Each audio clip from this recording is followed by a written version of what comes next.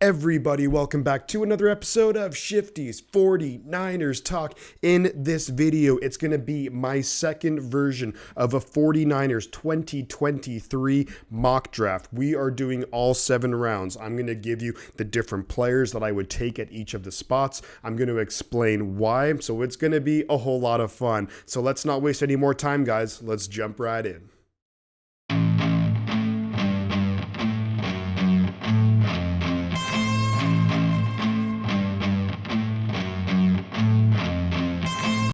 And just before we kick off this mock draft, let's go over some of the picks we do have and the picks that we don't have. Well, we don't have our first round pick. That went to Miami. Now on to Denver in the trade up for Trey Lance a couple of years ago. We also don't have our own second, third, or fourth round pick. They all went to Carolina in the trade for Christian McCaffrey. Now, I actually have us projected to have 3 third round compensatory picks. I believe we get one from Mike McDaniel. I'm projecting Demeco Ryans to be hired as a head coach elsewhere. And then I still think that we actually do have one left. I believe it was the offseason that Robert Saleh and Martin Mayhew got hired in different positions that actually gave us an extra third round compensatory pick for next year's upcoming draft. So we're going to kick it off with pick number 100 overall. And I'm actually going to have the 49ers taking a cornerback out of Texas A&M, and that's going to be Jaylon Jones. So if we look at Jaylon Jones' profile a little bit, he's a junior, excellent size, 6'2", 205. So far in his college career, 3 interceptions. He's really a guy that's suited as a zone defender. They do play quite a bit of zone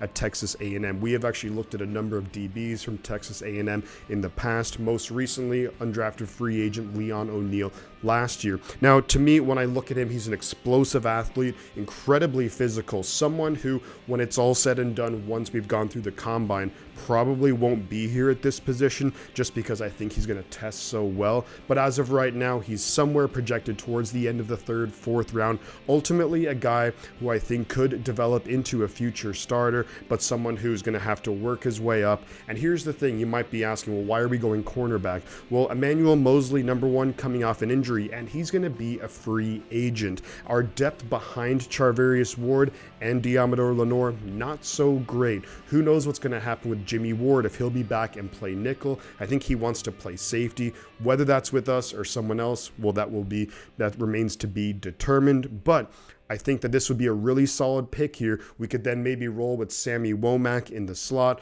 We have then Charvarius Ward on the outside, Diamador Lenore on the outside, and then a guy like Jaylon Jones would be good depth moving forward. Now, with our next pick, it's going to be pick 102, also a compensatory pick, and I actually have us taking the center out of Ohio State. That's going to be Luke Wypler. So he's a guy perfect size for this scheme. Anytime you've seen any 49ers center over the last few years, they're always going to be around Wypler's size. So he's 6'3", 300 pounds. He is a junior, could potentially go back for a senior year and then try and work his way up into maybe being a 2nd or 1st round pick. But as of right now, we haven't actually had the players who've declared yet necessarily for the NFL draft. But Wypler, I think he's a perfect fit for the zone scheme. Now, here's the thing with me. Excellent technician, really good awareness. He started a number of games for Ohio State, and that's something that you'd love to see. Heading into 2023, next season with the 49ers, I think that maybe a guy like Jake Brendel could be back.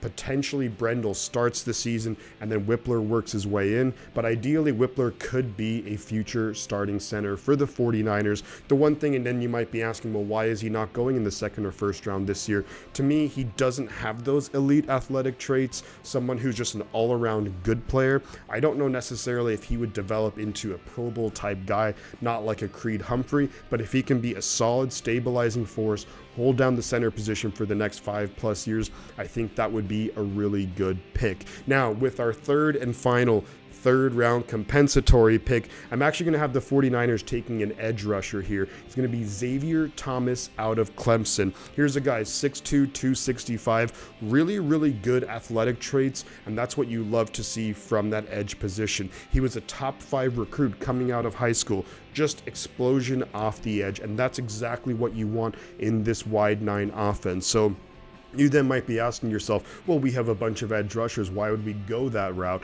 Well, here's the thing. In 2023, we'll have Nick Bosa under contract, probably getting an extension. We'll have Drake Jackson under contract. And then all these other guys are no longer under contract. Now, that doesn't mean that none of them will be back, but guys like Ebukam, Omenahu, Kimoko Ture, Kerry Hyder, none of these guys are under contract for next year. So just kind of looking ahead, trying to get that depth and someone that we can develop and then turn into a really good player with the coaching of Chris Kasorik. Now, the big thing here is, he's a really athletic guy, someone who I think could excel in this system. The reason why he's going to fall a little bit in the draft is that he's not really going to be the every down guy. He's one of those guys where I think obvious passing situations, he'll excel right there, be able to come in and get some pressure, but I don't ultimately think that he's going to be out there in first, second, and third down. To me, kind of screams like a poorly graded Bruce Irvin, for example,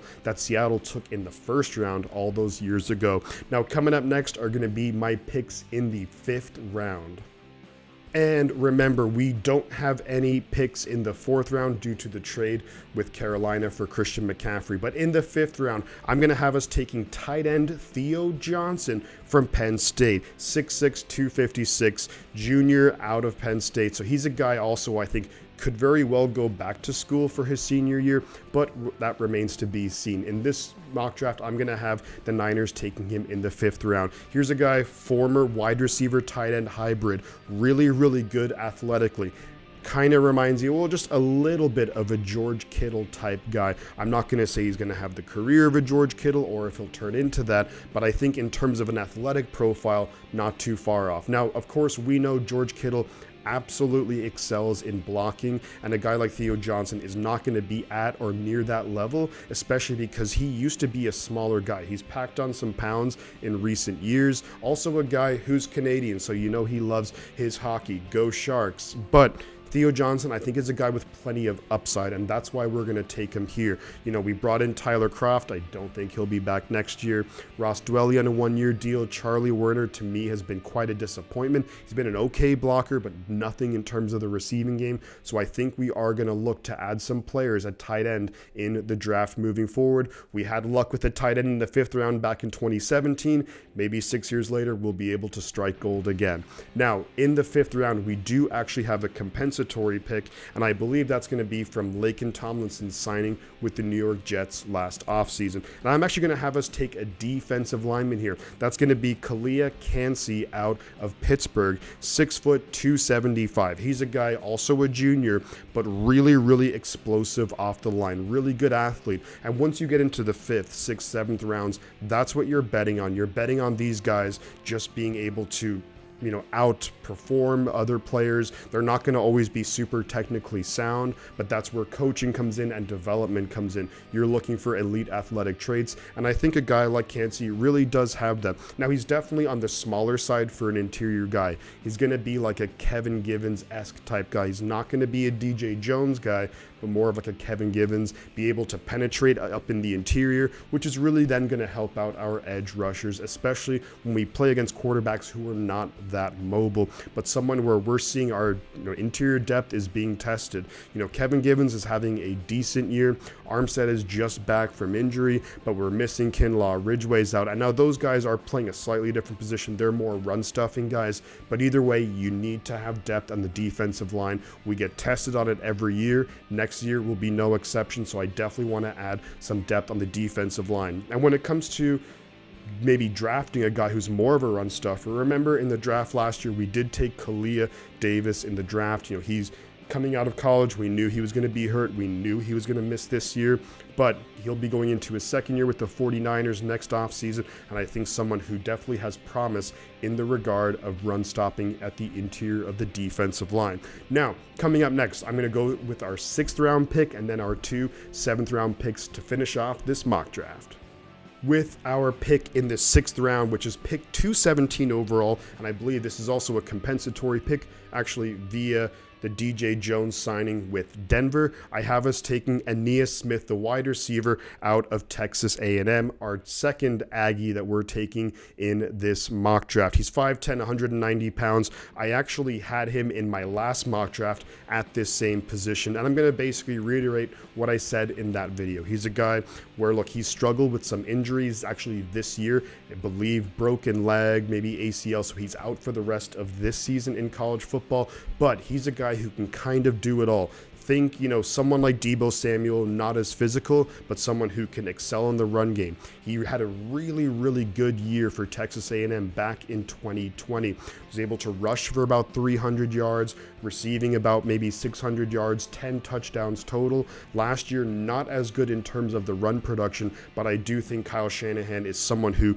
can really allow Ainias Smith to play to his strengths. And that's getting him the ball in space, being able to just manufacture plays for him and let him do his thing. Now, when you talk about this, the other thing too, which you like about Ainias Smith, is going to be his competitiveness, his fire, but he's also an incredibly willing blocker. And that's something that we've seen so far from our rookie wide receiver, Danny Gray, where he struggled a little bit. But I think a guy like Ainias Smith really kind of reminds me in terms of attitude. His mentality is very similar to a Jawan Jennings, but definitely doesn't play like Jawan. Ainias is going to be a guy in the slot. You can end arounds, just get the ball in his hands, and he can make things happen. Now, when it comes down to it, ultimately, he's an undersized guy, and something that he does struggle with is getting off the line of scrimmage without completely getting bumped off his routes, and that of course can really mess up timing in the receiving game. So he's going to have a lot of things to improve on, but I think if he can get there, someone who the Niners would really like to get in the 6th round. Now, moving on to our 7th round pick, and this is going to be pick 221 overall. I have the 49ers taking Justin Flowe, wide linebacker out of Oregon, 6'2", about 230 pounds. When you look at Flowe so far in college, hasn't really done anything. He's actually been injured his first 2 of his 3 years. He's been injured. He's played some this year and he's looked pretty good. But to me, you're just betting on complete upside. This is one that's not necessarily a shot in the dark, but you're just hoping that he can recapture what he was able to do. He was the number 1 linebacker coming out of high school. He has shown some things this year at Oregon. You're hoping that if he's, 2 years removed from injury, that he can maybe develop into a solid linebacker. We in the past have shown that we can develop these guys. Of course, Fred Warner and Dre Greenlaw come to mind, but you look at Aziz Al-Shire. I think Oren Burks has done really well since coming to San Francisco. Demetrius Flanagan-Foles, another guy who's done pretty well in this defense with this coaching, and I think a guy like Justin Flowe could really excel. I think this will be a great situation for him.